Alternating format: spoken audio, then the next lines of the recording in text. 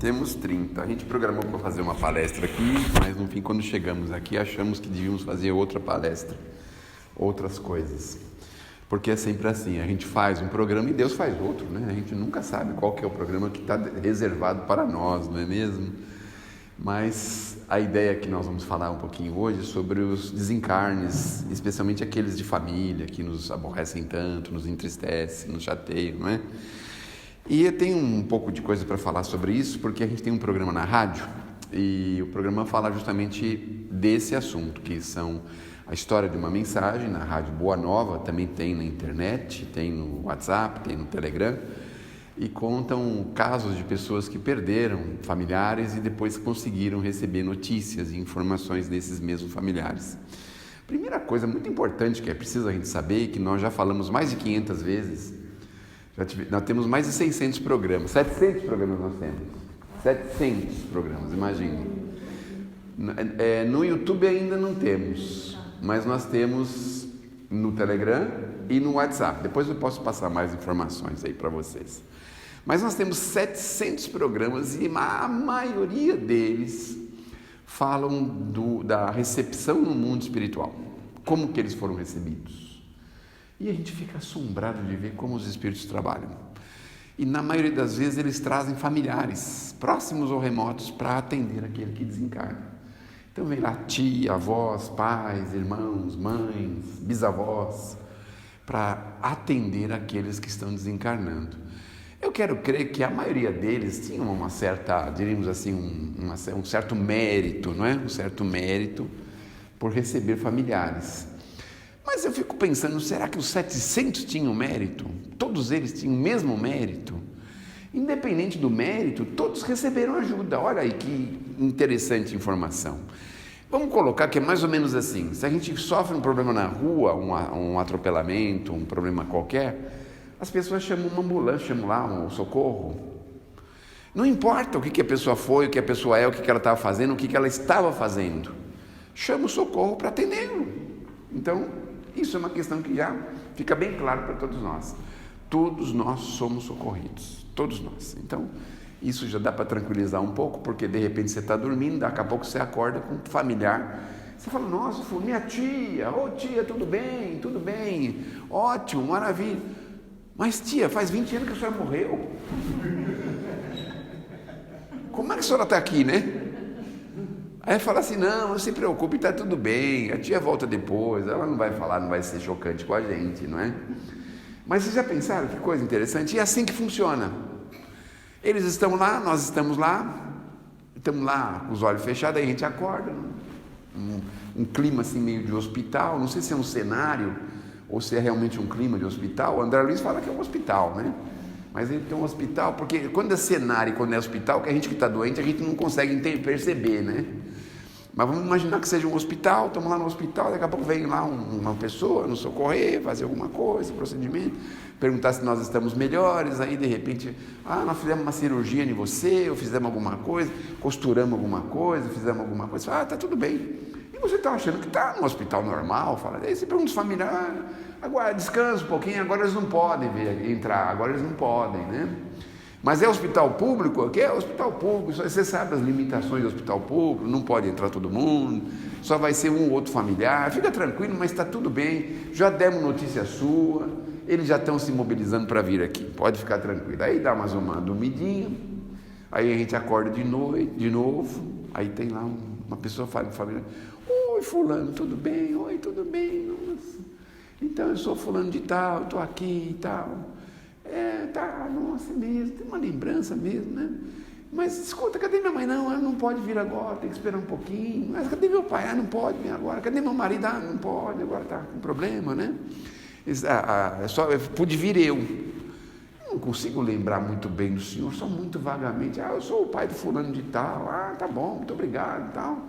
Mas fica tranquilo, amanhã a gente volta. Aí dorme mais um pouquinho, aí volta lá no outro dia, e vem com mais 2. E aí passam os dias, ele começa a pensar, engraçado, ele não tem uma lembrança muito clara deles. Aí ele começa a lembrar que ele via aquele rosto numa fotografia. Vocês lembram aquela fotografia que fazia 5 assim? Rolou? Tinha uma corda bonitinha que era enroladinha assim, não é? Assim, uma corda, aquele quadro assim.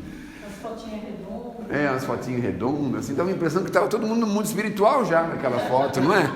Não dá uma impressão? É o fundo, né? Dava essa impressão, meu Deus do céu, você via assim, fala, nossa, já está tudo indo. Mas não, criança, não sei o que, tudo aqui, aquela névoa, né? O fotógrafo fazia toda uma encenação com aquelas fotos, sabe?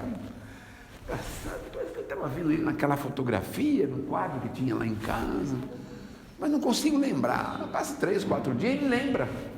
De criança. Meu Deus, eu lembro. Aí ele lembra. Aí quando ele volta, ela fala, escuta, você é o pai do meu pai, não é? Sim, sou eu, sim. Mas o senhor morreu faz tantos anos. Ah, meu filho, mas ninguém morre, isso é uma ilusão. Aí começa a cair a ficha, que ele desencarnou. Aí começa a cair a ficha. A maioria dos casos são assim, a maioria deles. Um sono profundo no momento do desencarne, ele não consegue se lembrar de nada. Ele entra num torpor tão profundo, e não se lembra. Então ele é carregado, é levado, é instalado em alguns lugares, e ele não se lembra. Depois vão mostrar para ele, de repente mostra um filme, por exemplo, né? Se tiver merecimento, eles mostram o velório dele. Se ele tiver merecimento, tiver condição, né, de assistir, vai lá enxergar. Oi, fulano veio de longe, coitado, teve que fazer uma viagem, viajou a noite inteira para chegar aqui no meu velório. Puxa vida, que legal, né?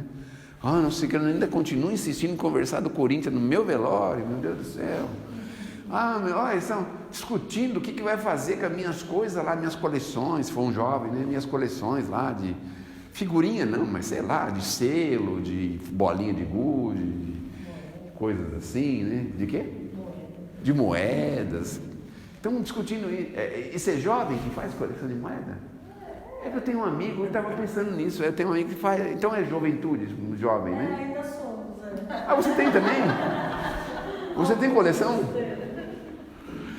E aí ele assiste o velório, olha que beleza. Tá, tudo bem, depois ele vai na casa dele, às vezes vai de cadeira de roda, eles levam de cadeira de roda. Vocês conseguem imaginar um espírito de cadeira de roda? Conseguem imaginar? Não parece engraçado? Eles relatam isso. Ele pode, né? Ele não sabe que ele está bem, né? A gente tem uma noção tão assim estreita do que é o mundo espiritual, do que é o espírito, porque aqui na Terra a gente conserva um percentual muito grande de materialidade, mesmo depois de morto. O perispírito é algo pesado, é algo grosseiro ainda. Então a gente não se lembra disso, não é? E aí a gente vai percebendo com o tempo. Imaginar veículo espiritual. Os veículos que entram, eu não consigo imaginar isso.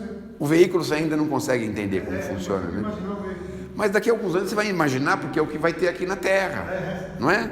Aliás, a gente já está vendo uns veículos que não faz barulho, estão vendo aí, de elétrico, não sei o quê, né? Não precisa de motorista. Então, não precisa de motorista, alguns países já têm aí alguns desses, não é? Então, devagarzinho a gente vai entendendo, porque as coisas que acontecem lá, depois de muitos anos vêm para cá, acontecem aqui, né? Mas aí o espírito toma consciência, às vezes fica aborrecido também, chateado, porque é uma coisa certa. Assim como a gente sente a despedida, ele também sente. Quando ele cai em si, ele sente. Puxa, deixei. Às vezes tinha namorada, às vezes tinha esposa, às vezes tinha filhos. Uma mãe que deixa 2, 3 filhos pequenos, imagine só, como que ela fica, não é? Um rapaz que está enamorado de uma moça e já estava com aquelas propostas de casamento, se preparando para o casamento, imagine como ele fica. Então eles falam tudo isso nessas mensagens e vão mostrando que dependendo da elevação daquele espírito, dependendo do degrau evolutivo que ele esteja, ele consegue encarar de uma forma mais leve ou mais pesada.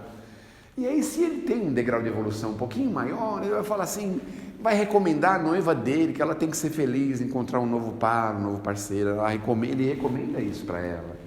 Se ele tem uma situação um pouquinho mais difícil, ele vai dizer que ele lamenta, mas que ele não pode fazer nada, não é? Infelizmente não pode mais fazer nada, né? Alguns conseguem saber por que eles desencarnaram daquele jeito. Alguns conseguem já rapidamente saber. Então, às vezes, se é uma violência urbana, ou um problema grave de saúde, ele sabe por que ele teve aquele problema. E aí ele traz um conforto para a família, porque às vezes a família pensa assim: se eu tivesse levado no hospital tal, não teria morrido. Se tivesse feito o tratamento tal, não teria morrido. Se tivesse feito não sei o que tal, não teria acontecido. Mas isso é uma ilusão nossa, porque o que a gente imagina... Esse é o primeiro sinal ou não?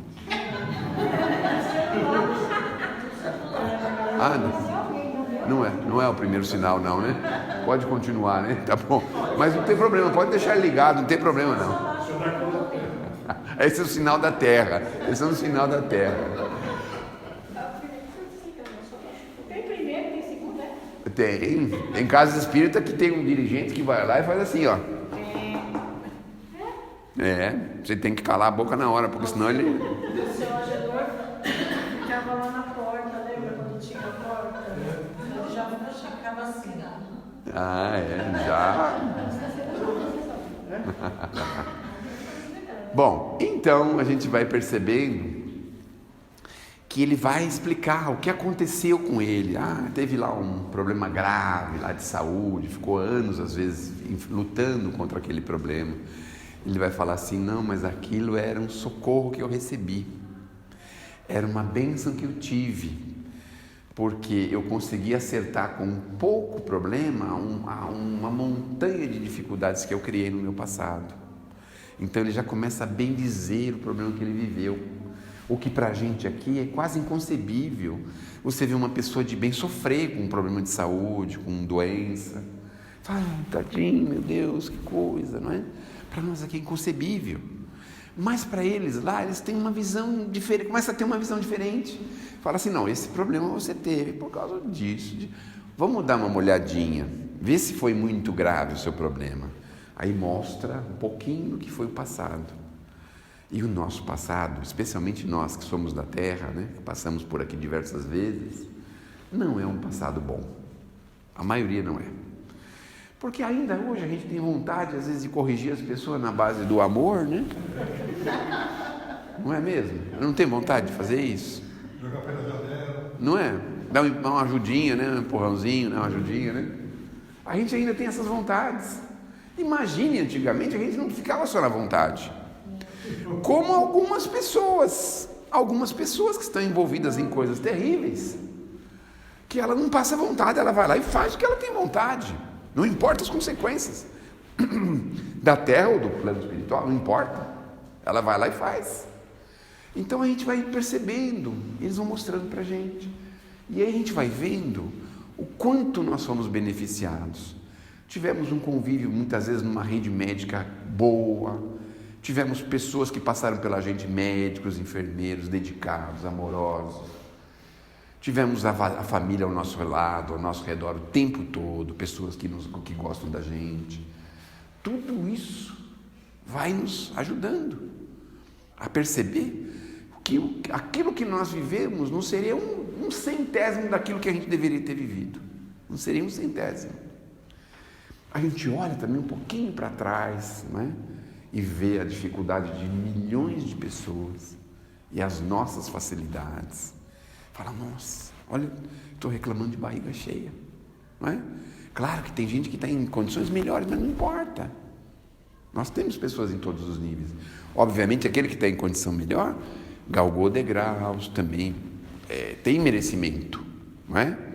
Aqueles que estão por trás, muitas vezes também se envolveram em armadilhas da vida e caíram, e não conseguiram se levantar, não quiseram. Enfim, a gente tem o nosso ponto e a gente olha que o nosso ponto foi um ponto muito bom. Então isso é uma das coisas que eles falam para a gente. A outra coisa que eles falam é da ocupação que eles começam a fazer no outro lado da vida.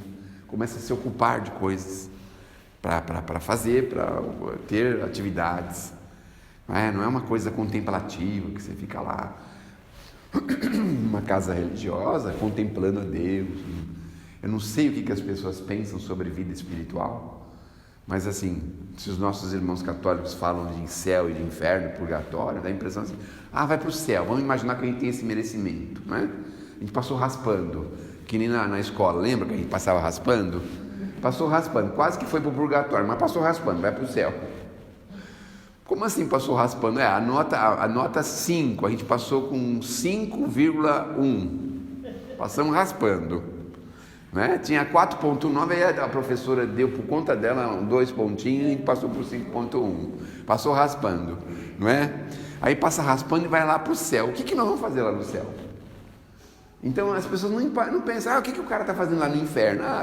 O diabo está incomodando ele, está espezinhando ele, está cutucando, está chuchando ele lá com o garfo, está pondo ele no fogo lá, está mandando ele dançar em cima da pedra quente, sei lá.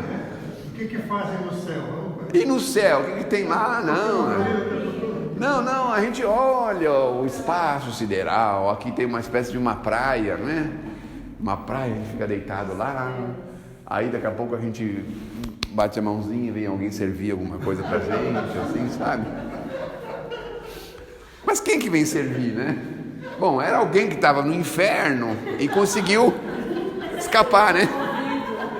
Conseguiu escapar e vem pro céu, né? Escapou de lá.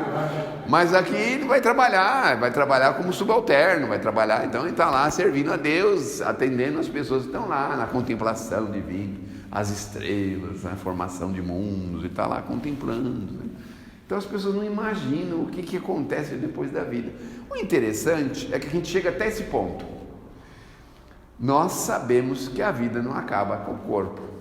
Todas as religiões sabem disso, todas. Mas ninguém para pensar, tá bom, e depois? O que vai acontecer? Vamos trabalhar, vamos passear, vai acontecer o quê? Não é? Vamos cuidar do universo, fazer o quê? E as pessoas não pensam. E aí vem, né, a doutrina do Espírito explicando para a gente, e os Espíritos explicam também nessas mensagens, as ocupações que eles fazem lá, as coisas que eles estão fazendo. Quando tem merecimento, já rapidamente encontra lá uma atividade. Já conseguiu descobrir o que aconteceu, não está magoado, não está aborrecido, não está lá para os cantos, não está sendo subjugado por outros espíritos, porque às vezes acontece, né? Então acontece de ser retirado de um ambiente para sofrer aí uma subjugação terrível, né? Mas aí a gente vai ver que eles se ocupam, eles vão atrás de atividades e tudo. Naquele nosso lar, no livro e depois no filme, eles tentaram mostrar para a gente que lá no nosso lar tem lá a área onde as pessoas ficam lá um pouquinho escutando uma música, mas também tem o trabalho, tem os afazeres domésticos, não é? Tem essas coisas.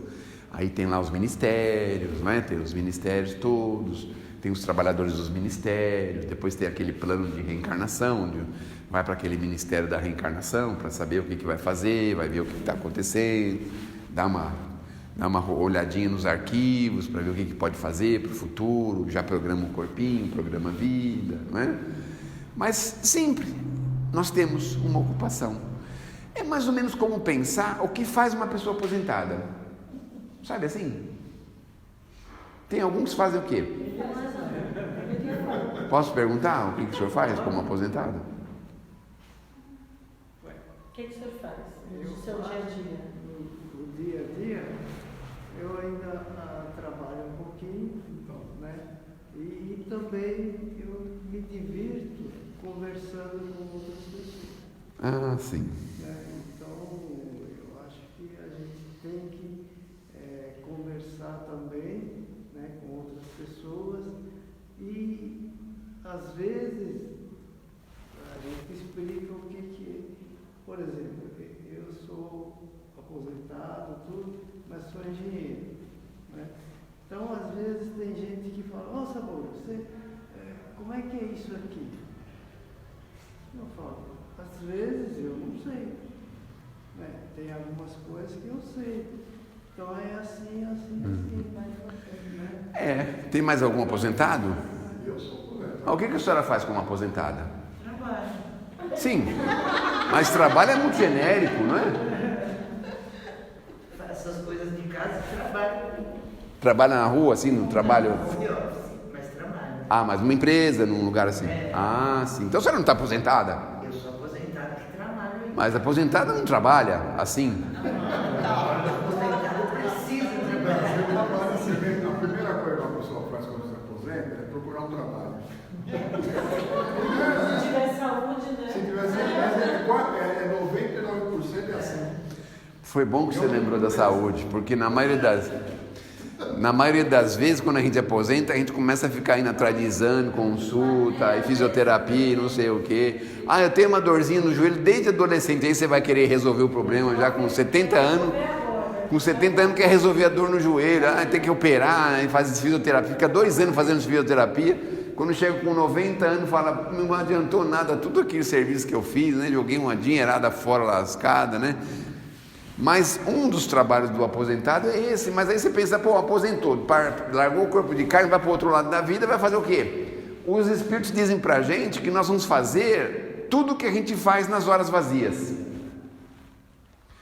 Então aí a ideia que nós podemos dar para vocês é o seguinte: não esperem aposentar para arrumar uma ocupação útil para os nossos semelhantes, para a prática do bem, a prática da caridade. Nós não podemos esperar aposentar, porque depois de aposentar a gente dificilmente vai conseguir. Tem que fazer isso antes, porque quando você chega lá, você já está rodando com o negócio. Se você for querer colocar a engrenagem em andamento depois de aposentar, porque muita gente fala assim, não, quando eu aposentar eu vou trabalhar lá no centro, quando eu aposentar eu vou fazer o trabalho social, quando eu aposentar eu vou fazer não sei o quê, quando eu aposentar eu vou fazer não sei o quê. Ele tem essa ilusão. Só que não funciona desse jeito, porque dificilmente você vai se integrar. Tem que criar o hábito já. Dificilmente você vai criar o hábito e se integrar num grupo, que às vezes tem jovem, às vezes tem pessoas da sua idade, mas tem pessoas de todas as idades. E aí você se choca com as ideias do jovem, não se dá muito bem com as ideias dos seus contemporâneos, porque você teve outra vida. Aí você fala, bom, já estou aposentado, mas não estou aqui para esquentar minha cabeça, pega e cai fora. E o grande problema é esse. Porque quando a gente não consegue um trabalho físico, assim, porque também tem essa outra ilusão, né? O aposentado quer continuar trabalhando para continuar ganhando dinheiro, tem que continuar, e dinheiro, só pensa em dinheiro. Vamos lá, pintar o centro espírita, mas eles vão pagar alguma coisa? Tem gente que pensa isso, tudo tem que pagar, não é?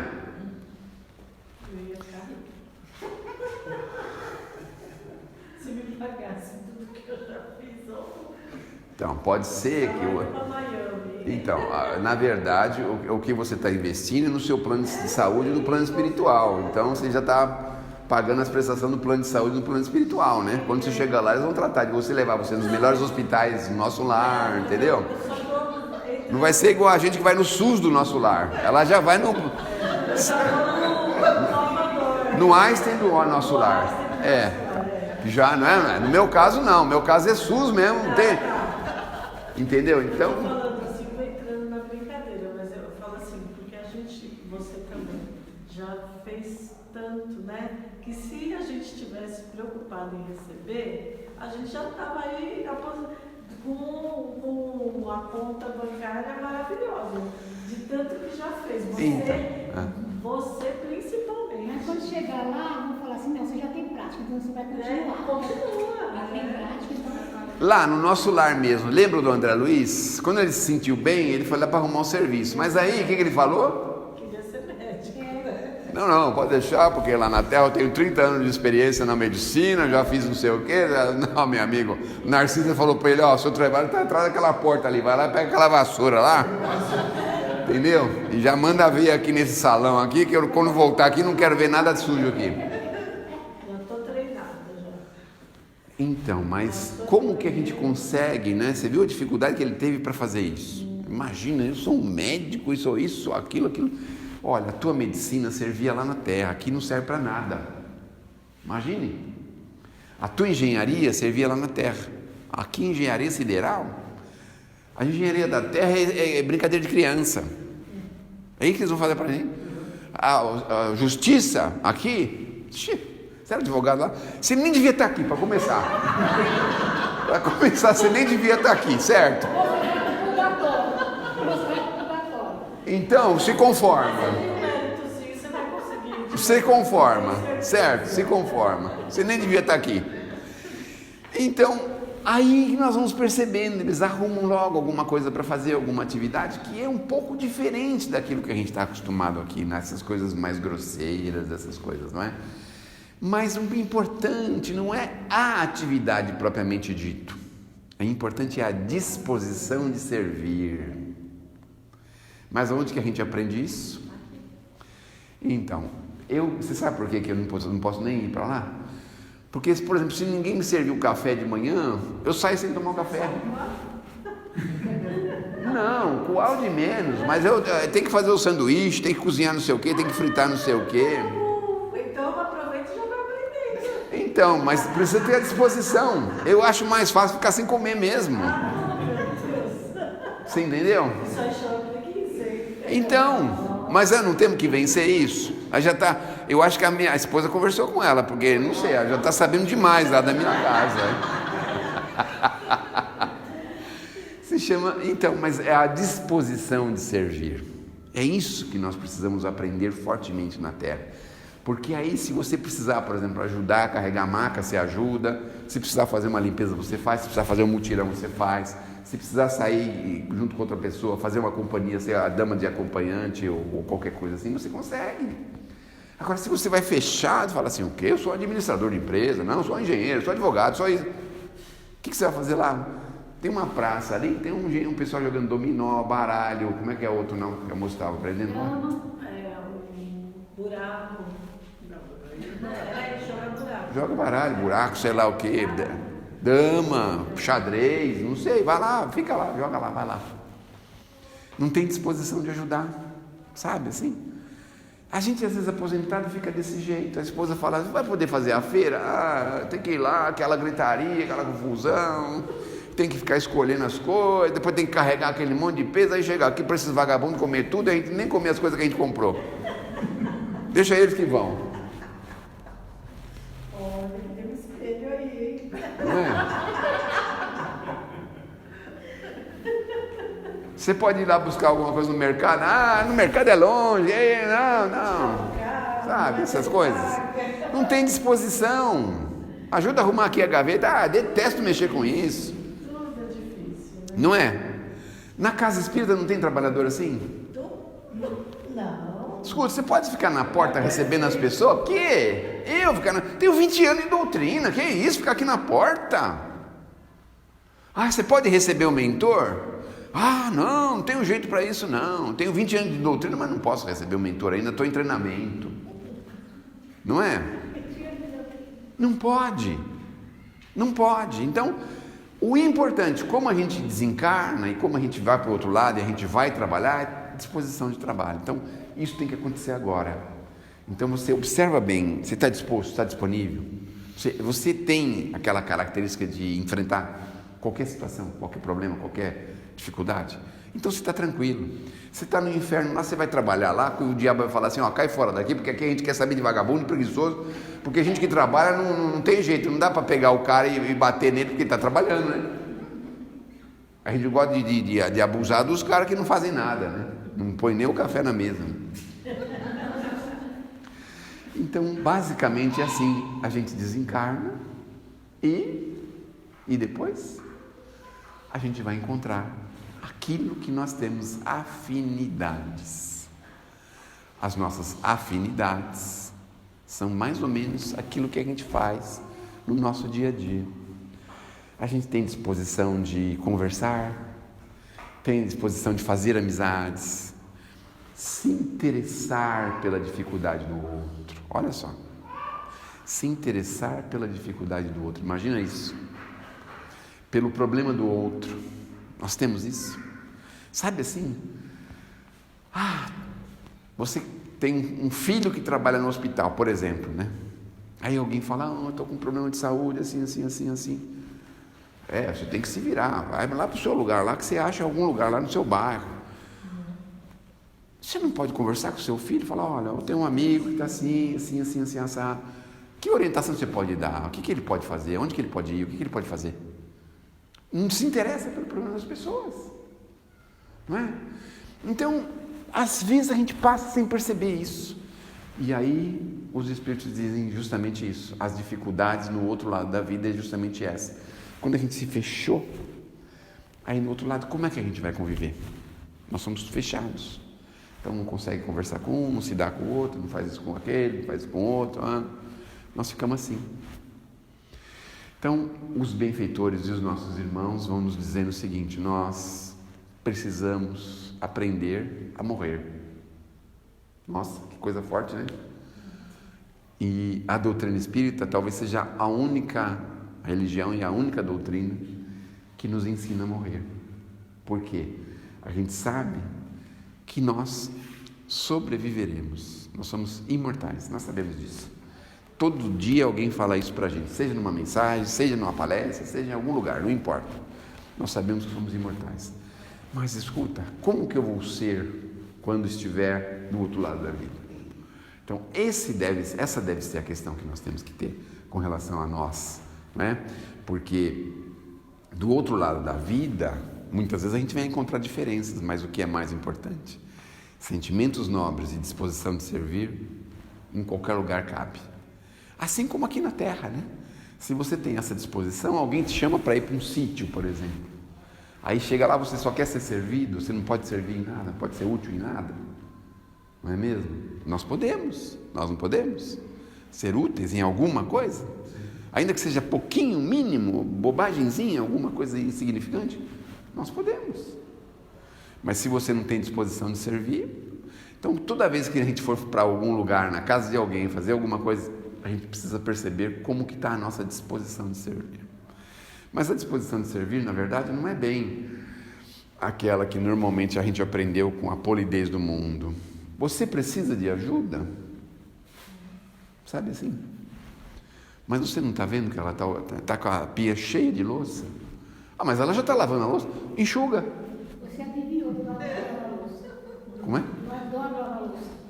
Quando eu chegar do outro lado, eu vou logo direto uma pia lá. Você quer voltar comigo hoje? Porque aí em casa hoje você já dá uma ajuda. Adoro pia. Não, afinidades. Eu dei um exemplo.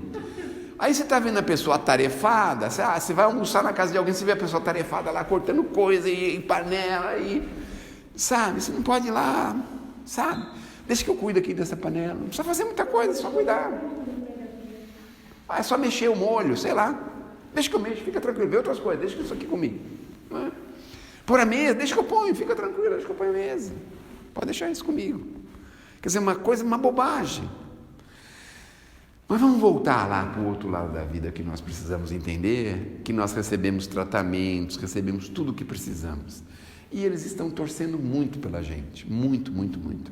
O que a gente chora, que alguns espíritos se alegram quando a gente volta para o outro lado, porque alguns estão torcendo para a gente voltar, torcendo. Nós estamos torcendo para a pessoa ficar, e eles estão torcendo para a pessoa ir, olha só, é um cabo de guerra. É um cabo de guerra. Aí você vai imaginar, você vai no hospital, a pessoa está na UTI, fala, meu Deus do céu, põe a mãozinha nela, quer dar um passe nela, dá um passe nela, para ela, né? E os espíritos falam assim, melhor não deixar esse cara entrar, deixa ele cair fora, senão ele não vai desencarnar, hein? Vocês já viram a cura da morte? Já. Não é? Não existe isso. A pessoa está lá, está todo mundo, Melhorou. ai, daqui a pouco, nossa, estou me sentindo muito bem. Estou com vontade até de comer um bife agora. Aí come, o pessoal relaxa, aí foram dormir, foram para casa, foram não sei o quê. No outro dia o bicho foi embora.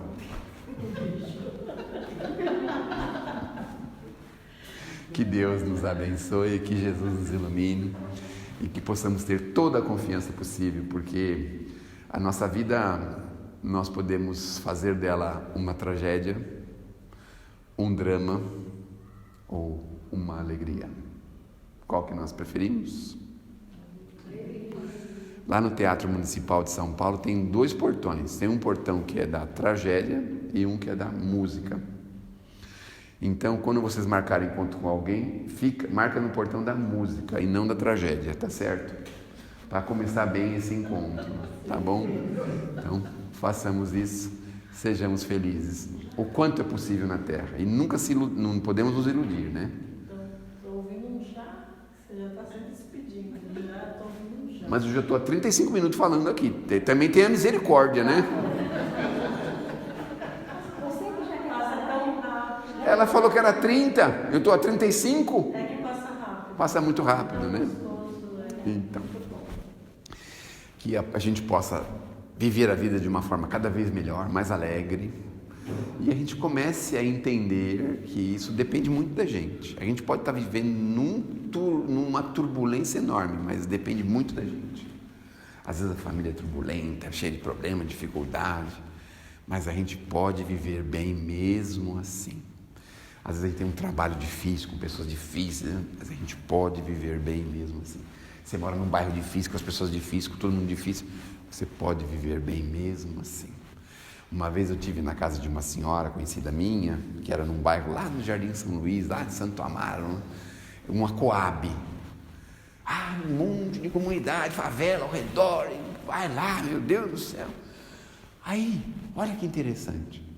Quando nós entramos na casa dela, fechou a porta. Eu falei, meu Deus, aqui é o mundo dela, o mundinho dela, a casa dela. A coisa acontecendo lá fora, aquela confusão, aquelas coisas, mas ela tinha o mundo dela. A nossa casa é o nosso mundinho. Olha que legal que é isso. Mas a gente pode trazer os problemas de fora para dentro, mas a gente também pode manter dentro cada vez melhor. Através da prece, dos bons pensamentos, da alegria. Não é? A minha profissão às vezes obriga a receber pessoas em casa que vêm com uma tragédia terrível, que a mãe, que o irmão, que brigou, que fez, que aconteceu, e tomaram dele, e roubaram, e fizeram, e furtaram, e isso, e aquilo outro. Quem está ouvindo aquilo, meu Deus, meu Deus do céu. Mas aí tem um quadro pequenininho de Jesus na parede em casa assim, bem pequenininho assim, acho que deve ter 5x3, mais ou menos. Falei, e aí, Senhor, o que nós vamos fazer? Não é o nosso mundo? Limpa. A gente tem condição de fazer isso. E eu, graças a Deus, já acabamos, né? Deixa eu parar aqui para poder fazer as fofocas. Espera aí.